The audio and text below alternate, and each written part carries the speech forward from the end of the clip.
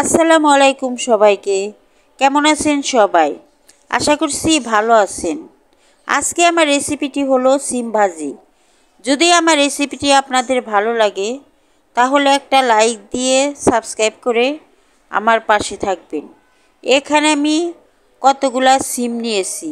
এই সিমগুলাই আপনাদেরকে আমি ভাজি করে দেখাবো। চুলায় প্যান বসিয়ে দিলাম। প্যানে পরিমাণ মতো সয়াবিন তেল দিয়ে দিলাম। এখন কেটে রেখেছি পেঁয়াজ কাঁচামরিচ, তাও দিয়ে দিলাম। নেড়ে চেড়ে পেঁয়াজটাকে একটু ভেজে নেব। পেঁয়াজটা একদম লালচে কালার করে ভাজতে হবে না, একটু নরম হয়ে আসলে ভাজিগুলা আমি এই পেঁয়াজের সাথে দিয়ে দিব। সিমগুলো আমি ছোটো ছোটো টুকরো করে কেটে ধুয়ে পরিষ্কার করে রেখেছি। এখন পেঁয়াজটা নরম হয়ে গেছে। যে সিমগুলা কেটে রেখেছি তা দিয়ে দিলাম। সিমের মধ্যে একটা আলু দিয়ে দিছি। স্বাদ মতো লবণ দিলাম। আধা চামচের একটু বেশি হলুদের গুঁড়া, 1 চামচ ধনিয়ার গুঁড়া দিয়ে দিলাম। এখন নেড়ে ছেড়ে সিমটাকে আমি মশলার সাথে মিশিয়ে নিলাম।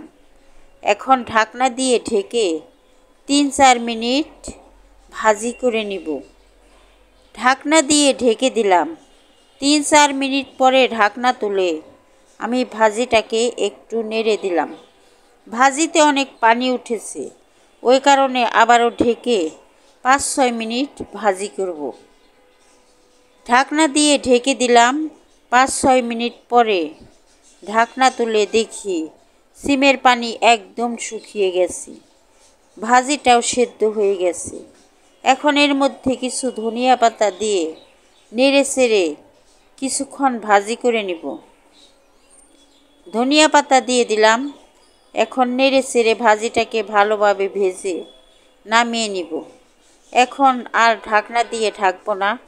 ঢাকনা দিয়ে ঢাকলে সিমগুলা একদম নরম হয়ে যাবে, মানে গলে যাবে।